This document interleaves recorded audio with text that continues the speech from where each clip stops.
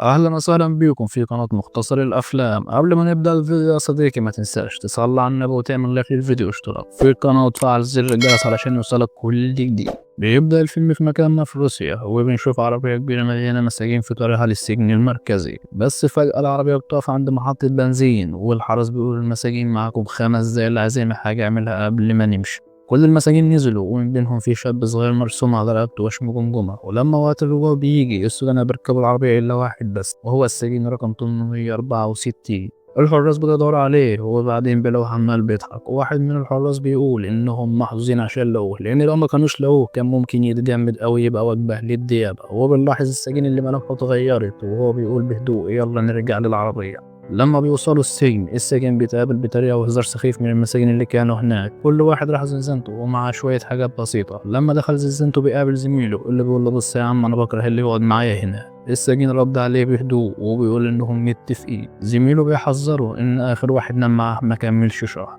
السجين بيرد عليه بثقة وبيقول له ما تقلقش أنا هقعد معاك 3 أيام بس. قال له لو فضلت دقيقة زيادة هعمل معاك الصح. زميله ضحك وقال له يبقى ناكل سوا عشان ما نحسش بالوحدة. السجين قال له مش هيحصل. وفي يوم من الايام وهو بيتمرن في الجيم 2 بطل قربوا منه وقالوا له امشي من هنا عشان المكان ده محجوز لناس زينا. السجين بيقول لهم بهدوء امشوا من هنا احسن لو مش عايزين مشاكل. طبعا ما استحملوش الكلام ده وهجموا عليه لكنه كان اسرع منهم ومسح بيهم الارض. الحراس جريوا عليه وقبضوا عليه وودوه لمدير السجن واللي بيكون اسمه سيان كروني، وده بيكون زعيم عصابة كبيرة واللي بيعمل كل جرمه من داخل السجن. سيانج بيسأله إذا كان عارف هو مين. السجن بيرد بهدوء إنه عارفه كزعيم لعصابة كيروف المسؤول عن موت آلاف الرجالة والستات والأطفال حول العالم. سيانج بيبدأ يتساءل مين السجين ده. السجين بيقدم نفسه إنه صياد رجالة. سيانج بيضحك وبيقول له إن الصياد ده مجرد أسطورة، لكن السجين بيقرب منه وبيبص في عينيه وبيقول له طالما انت مش هتغلب من الزنزانة دي هقول لك انا اسمي ايه. انا كريفين. وبراعة وحشية خلص عليه وعلى رجالة العصابة، يعني عمل معاهم فوق الصح يا صديقي. بعد ما خلص عليهم بيقرر يهرب من السجن، بفضل مهاراته اللي مفيش زيها عدى الحواجز وتفادى الرصاص وطلع فوق أعلى أسوار السجن. وهو بيهرب زميله كان بيضحك وبيقول له خلفت وعدك وقعدت 3 أيام بس. وبره السجن كريفن بيختفي في عاصفة ثلجية وفي ديب حاول يهجم عليه، بس كريفن بصله بصة واحدة هدى وأمره يبعد. أخيرا كريفن بيوصل لمكانه وبيطلع على الطيارة وبيشيل الوشم من رقبته وبنشوف طاقم السجن بيكتشف هوية السجن اللي كريفن انتحلها. وبعدين بننتقل لمدرسة داخلية في الولايات المتحدة وبنشوف سيرجي كرينوف واخوه الصغير ديمتري بيتمشوا في المدرسة. في اللحظة دي المدرس بيستدعيهم وبيقول لهم ان ابوهم هيجي لهم. الاخوات بيتسالوا ليه بعد كل الوقت ده نيكولاي ابوهم عايز يغوتهم. سيرجي بيقول لديمتري وهو بيضحك انه ممكن يكون سمع عن تصرفاته وجاي يعاقبه. عربية ابوهم بتوصل وهم بيطلعوا فيها. سيرجي اللي دايما عنده فضول بيسأل احنا رايحين فين، ولاحظ ان امهم عمرها ما كانت هتعمل كده.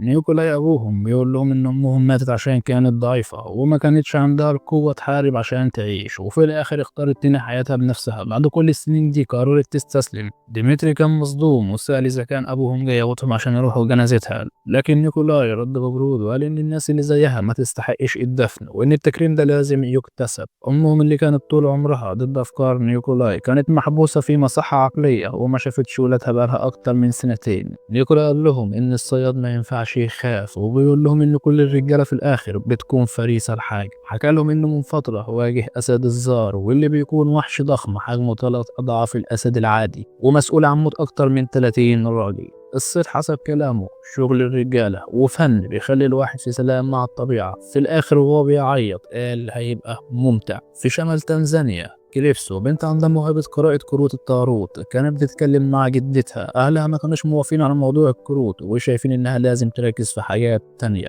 لكن جدتها شرحت لها إن الكروت دي مش مجرد لعبة، دي عندها قوة إنها تشوف المستقبل بس في الإيد الصح. الجدة طلعت من كليبسو تسحب 3 كروت عشان تحدد مصيرها. أول كارت طلع الكاهنة العليا اللي بتمثل المعرفة، بعد كده البرج اللي بيتنبأ بحدث كارثي، وأخيرا كارت القوة. الجدة حست إن في حاجة وحشة جاية فادتها جرعة بتدي قدرات خارقة لأي حد يشربها. الإزازة كان عليها رمز الروح اللي بيفتح بوابة العالم التاني. الجدة وصت كليبسو إنها تستخدم الجرعة لما يجي الوقت المناسب. في مكان قريب نيكولاي كان بيصطاد غزال، وهو عارف إن سيرجي ابنه الكبير هو الأقوى بين ولاده. استدعى وقال له القوة ضرورية، إحنا صيادين ومش هنكون فريسة أبدا، وما ينفعش نبقى خايفين من الموت. بعد ما اصطاد غزال خد شوية دم منه ودهن بيه وش سيرجي، وأعلن إن الإنسان هو الكائن الوحيد اللي فعلا في خطر حقيقي. ديمتري كان واضح إنه متضايق من موت الحيوان، ونيكولاي أمر يبطل ضعف ويشد حيله. بالليل ديمتري عبر عن تعاسته، لكن بالرغم من التوتر سيرجي كان واقف جنبه ومسانده، وهم قاعدين يستريحوا بدأوا يفضفضوا ويحكوا قد إيه هم مشتاقين لأمهم. في مكان تاني نيكولا كان بيتكلم مع صيادين تانيين، واتكلموا عن ان ديمتري كان مولود من غير جواز. بدل ما يدافع عن ابنه، نيكولا بكل فخر قال ان خدع مراته اللي توفت. فجأة كلهم حسوا بوجود اسد الزار. نيكولا حذرهم يبقوا مستعدين لمواجهته. واحد من الصيادين سأل نيكولاي اذا كان شاف الوحش ده قبل كده، لكن نيكولا اعترف انه شاف بس الدمار اللي سببه. صياد تاني قال ان الاسد بيصطاد عشان يعيش زيهم بالظبط، وسأل نيكولاي انت ليه عايز تصطاد الوحش ده؟ نيكولاي رد بثقة اللي يصطاد اسطورة يبقى هو كمان أسطورة.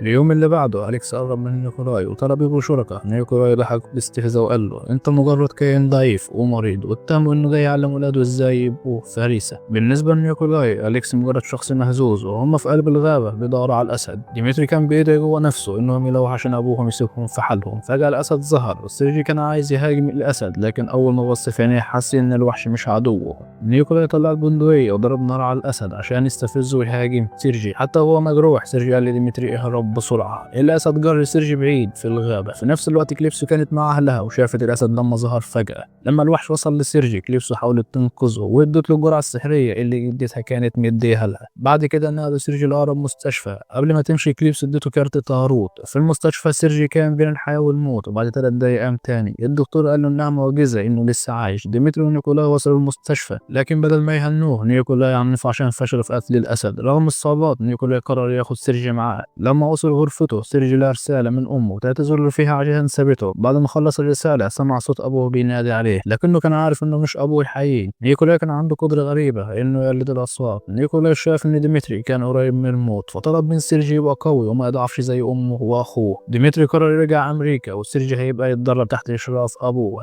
نيكولاي كان عايز سيرجي يتقبل حقيقته عشان يبقى قوي يقدر يعمل أي حاجة عايزها. بعد كده قال له تعال هوريك حاجة. نيكولاي كشف إنه قتل الأسد وخلاه تذكار. سيرجي انفعل وقال إن الأسد كان المفروض يقتله هو مش العكس. نيكولاي حاول يسيطر عليه، لكن سيرجي تجاهله. في اللحظة دي في صار بيه عند الشباك، وسيرجي حس بنداء غريب وفهم إن مصيره مش مع أبوه، فقرر يهرب. قبل ما يمشي خد فلوسه وجواز السفر وكارت الطاروت والجرعة اللي كليبسو اديتها له، وهو بيهرب وقع من ارتفاع عالي، لكن بطريقة عجيبة ما تأذاش. ديمتري حاول يوقفه وقال له ما يسيبوش لوحده مع أبوه، لكن سيرجي كان عارف إنه لازم يمشي. لما وصل للمينا طلب من الكابتن ياخده على روسيا. الكابتن اللي كان فاهم إنه بيهرب من أبوه فقرر يساعده. سيرجي تجول في غرب روسيا وسمع صوت ديابة بعيد. الغريب بقى صديق إن الحيوانات ما هاجمتهوش، وواحد منهم حماه. سيرجي وصل لكوخ أمه اللي كان في حالة يعني مش ولا بد. ما لقاش مكان ينام فيه، قرر ينام تحت شجرة. وهو نايم هناك افتكر كلام أبوه المزعج ونصايح أمه اللطيفة. مع أول ضوء للفجر صنع رمح وبدأ يصطاد غزال. وقتها لاحظ إن عنده قدرات جديدة خارقة، لكن تركيزه اتقطع لما سمع أصوات. سيرجي قرب من مصدر الصوت، شاف الصيادين اللي قتلوا الديابة وخدوا بس القرون، حتى اللحم سابوه مرمي. أول ما شافوه حذروه يبعد وهددوه لو فضلت هنا مش هنرحمك.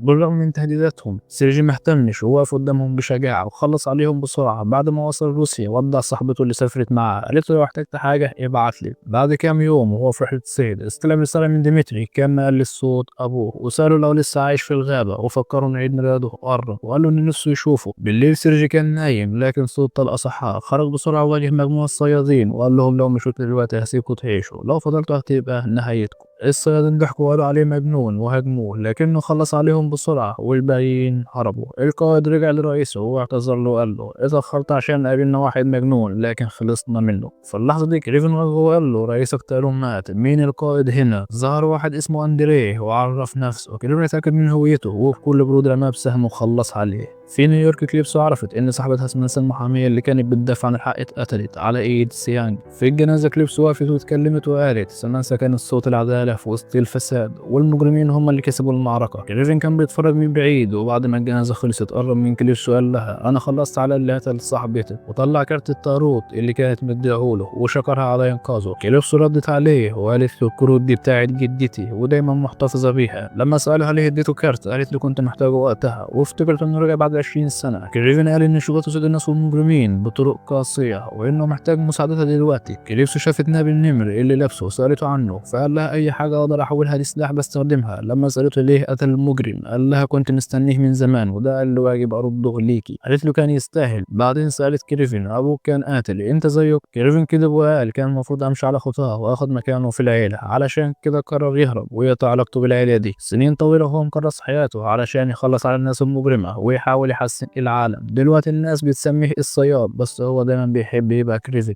لما كليف سألته لو كان من المنطقة قال لها لا، لكنه قال إن أخوه عايش قريب. رغم التوتر بينهم هو بيهتم بأخوه وبيساعده وقت اللزوم. كليف سألت إنها كانت محامية في نيويورك لكنها قررت تستقر في لندن في الآخر. سيرجي كان عارف إنها شاطرة في شغلها حتى لو زباينها مش دايما ناس محترمة. كليف طلع لها قائمة ناس المفروض يتعامل معاهم، ناس شبه مستحيل تتبعهم، وقال لها إن في طرق تانية علشان تحقق العدالة حتى لو كانت الوسائل مش تمام. كليف قالت له إنها ممكن تحتاج محامي وحذرته يبقى حريص. كريفن رد عليها ان اللي بيحتاجه فعليا هو شريك مش مجرد نصيحة. هي بدأت تفكر في الموضوع بس قبل ما تمشي حذرته ان مهاجمة الناس اللي في القائمة ممكن تأذي اللي بيحبهم. في حتة تانية بنشوف أليكسي كان بيلعب مع كلبه. واحد من العمال قرب منه وقال له ان في حاجات كتير محتاجين يناقشوها بس أليكسي كان عايز يكمل لعب. الكلب في الأول عاند لكن بأمر حازم من كليبسي استجاب. العامل قال له ان الصياد خلص على حد من معارفه. أليكسي كان عارف مين الصياد والإشاعات بتقول انه أسرع من الفهد وأذكى من الثعلب وأقوى من النمر. العامل قال له ان اي حد في قائمة الصياد بيتقتل زي سيانج كروني، واليكس نفسه موجود في القائمة وما فيش غير حل واحد يطلع منها. تأملاتهم اتكشفت واليكس امر العامل ينظم اجتماع مع شركاء سيانج السابقين. في الاجتماع وضح انه هياخد مكان سيانج وحذرهم ان واحد بس منهم هيبقى شريكه. تجار المخدرات فاكرين انه بيهزر بس لما حاولوا يضربوه بالنار اكتشف انه دايما معاه مصل خاص بيحميه بدرع زي وحيد القرن. بعد ما خلص عليهم سألهم مين عايز يبقى شريكي. واحد منهم فهم الرسالة وقتل صاحبه واليكس وافق انه يبقى شريكه. بالليل في بار طلع العصابات. ديمتري كان بيغني وبيقلد صوت مغني مشهور. شريك أليكس الجديد اتقابل مع نيكولاي اللي كان مفتخر بقدرات ابنه ديمتري اللي بيقلد أي صوت يسمعه. ديمتري غنى أغنية توني بينت المفضلة لنيكولاي واللي لاحظ إن رئيسهم مات في السجن. نيكولاي عرض عليهم حماية ودعم والتاجر وافق من غير تفكير. نيكولاي شك فيه هو اللي يوافق بسرعة وهو عارف إنه كان متفق مع حد تاني. لما حاول يقتلهم نيكولاي ورجالته خلصوا عليه وعلى كل اللي معاه بسهولة. في الآخر نيكولاي وابنه ديمتري بس اللي فضلوا. نيكولاي قال لابنه يبطل يكون جبان واللي محتاجينه مش مغني لكن مقاتل. أليكس عرف ان محاولة قتل نيكولاي فشلت وبدأ يخطط لضربة جديدة يقضي عليه. واحد من عماله قال له ان في حد بعت له فيديو للصياد. بعد ما حللوا الفيديو اكتشفوا ان الصياد هو ابن نيكولاي. علشان يوقفوه قرروا يسلموا معلومات لواحد غريب معروف بشطارته كصياد مكافآت. وكمان كريفن كان خلص على معلمه. الغريب لما وصل لسجن روسي اتقبض عليه فورا لكنه عدل 3 وخلص على الضابط اللي مسكه. ومجرد ما خلص العد الضابط كان مات. في نفس الوقت سيرجي زار اخوه وقرر ان احسن حاجه يعملوها في اليوم ده هي الاحتفال بعيد ميلاده مع بعض. بس ملابس سيرجي ما كانتش مناسبه فديمتري اداله بدله من بتوعه. في النادي بتاع ديمتري سيرجي قفل الباب على زوجين وبرود شديد قال للست ان جوزها كان بياكل بره. وهم قاعدين بياكلوا ديمتري اعترف انه بيكره ابوه علشان دايما شايفه ضعيف وعار على العيله. سيرجي حاول يهديه وقال له ما ياخدش الموضوع بشكل شخصي. فجأة ابوه وصل الحفله وادى لديمتري ازازه نبيذ غاليه كهديه. نيكولاي كان عارف ان العلاقه بينهم مش احسن حاجه فطلب من ديمتري يهز ايده على الاقل. التلاته شربوا مع بعض ونيكولاي اكد على اهميه انهم يفضلوا متحدين كعيله.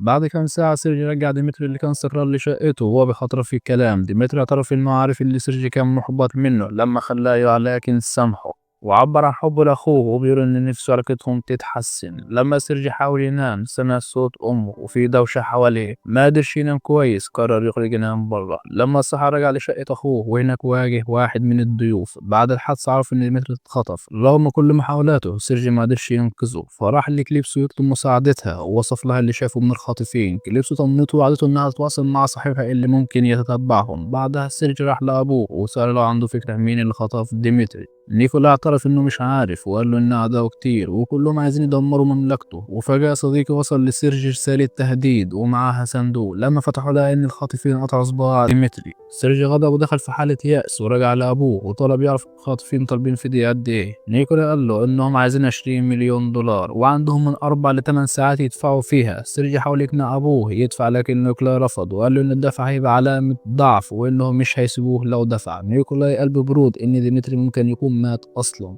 ولو مكان الخاطفين كان قتله من الاول. قبل ما يمشي سيرجي استهزأ بابوه وقال انه اسطوره محبطه. لما ديمتري صحى الخاطف حاول يديله مضادات حيويه. ديمتري رفض في الاول لكن بعد ما انضرب وافق. يا صديقي ما كان من الاول يا عم. في نفس الوقت كليبسو قابلت صاحبها اللي وفر لها المعلومات اللي محتاجينها علشان يلاقوا ديمتري. وبعد ما خرجت صاحبها كشف انه شغال مع الغريب اللي طلب ضعف المبلغ. الغريب بدأ العد التنازلي المشهور بتاعه ولما خلص العد صاحبها كان مات. كريفن لما لقى الراجل اللي خطف ديمتري امر يقول مكانه. الخاطف قال له ان الوقت فات وان وحيد القرن هو اللي ورا كل ده وان الاتنين خلاص هيموتوا. فجأة صاروخ ضرب المكان ودمر المبنى ودفنهم تحت الانقاض. في نفس الوقت الغريب لقى سهم مميز من اسهم كريفن في موقع الحادثة. ديمتري صحى ولقى نفسه قدام وحيد القرن اللي كشف انهم يعرفوا بعض من زمان. وحيد القرن قال انه ما كانش عايز يأذي ديمتري لكنه كان عايز اخوه سيرجي اللي شايفه تهديد خطير. بعدها عرضوا فيديو من السجن وكشف الحقيقة. ديمتري هو الصياد. نيكولاي كان دايما بيكذب الفكرة وبيقول ان اخوه مش ممكن يعمل حاجة زي كده وان الصياد ده مجرد اسطورة. لكن أليكس صحح المعلومة وقال له ان الصياد حقيقي وانه دايما عنده قايمة ولو اسمك كان عليها هيجيلك وهيقضي عليك علشان يتفادى انه يكون فريسة. أليكس قرر يضرب الاول ويقضي عليه. لما المجرمين ضربوا بين الانقاض على جثة كريفن أليكس خلص عليهم واحد ورا التاني. بعد كده كلم كليبسو وحذرها انها في خطر. قال لها تهرب من البلد ووعدها ان صاحبها الطيار هيوديها.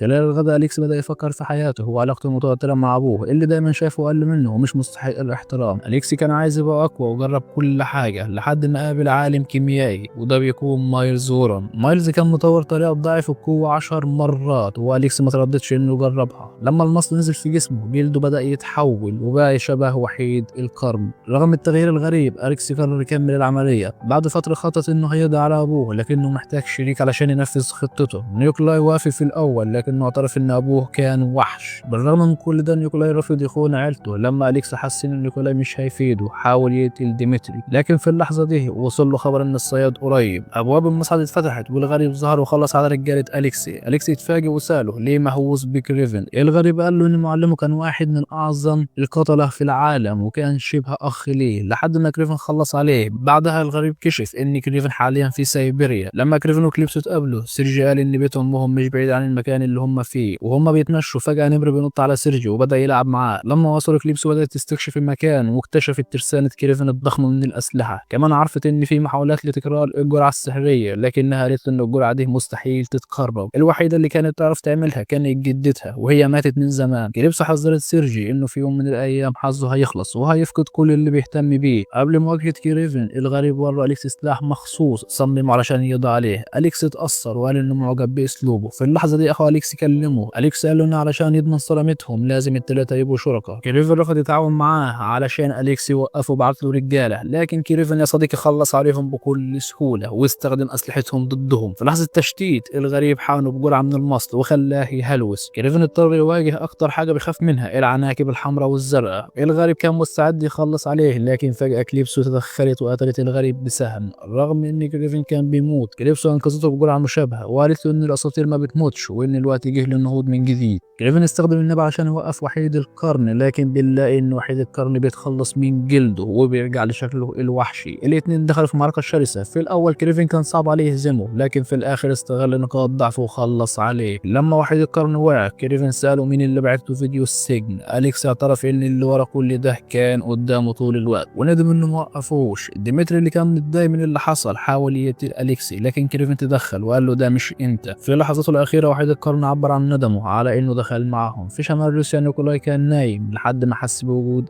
ابنه سأله ازاي لقيتني. نيكولاي رد عليه وقال له انا صياد وسأله ليه حاول يقتله لما بعت وحيد القرن. نيكولاي كان عارف من زمان ابنه هو الصياد وكان فخور بالوحش اللي ابنه باع عليه. كمان كان عارف انه قادر يخلص على وحيد القرن لان ابنه الحقيقي. نيكولاي ما كانش مهتم لو خسر ابنه التاني اللي من غير جواز وكان شايف ان التلاتة ممكن يرجعوا عيلة تاني. لكن كريفن رفض وقال زمان كنت ممكن اقتلك عشان كنت ابويا دلوقتي سيرجي لأ. في اللحظة دي فيدوب دخل المخيم وكريفن خلى أبوه يموت. بعد سنة سيرجي كان بيحتفل بعيد ميلاد ديمتري، كان مبسوط إن الجحيم اللي عاشه خلص وحس إنه اتولد من جديد. كمان من فترة كان قابل دكتور ساعده كتير. سيرجي بقى شخص مختلف. في اللحظة دي الرجالة اللي كانوا شغالين مع أبو ديمتري بقى هو اللي ماسكهم. ديمتري قال لسيرجي أنا وأبويا كنا شبه بعض قوي. قبل ما يمشي ديمتري أظهر مهاراته الجديدة، دلوقتي بقى الحرباية، بيعرف يغير شكله ويبان متفوق. قبل ما يمشي قال لسيرجي أبويا سايب لك هدية. لما سيرجي رجع للقصر أبوه ما كانش ندمان على أخطائه، لكنه كان ممتن إن خلف ابن زي كريفن. كريفن لبس جاكيت الأسد وابتسم وهو عارف إن رحلته لسه ما خلصتش. وبكده يكون خلص فيلمنا يا صديقي، ونتقابل في مختصر فيلم جديد.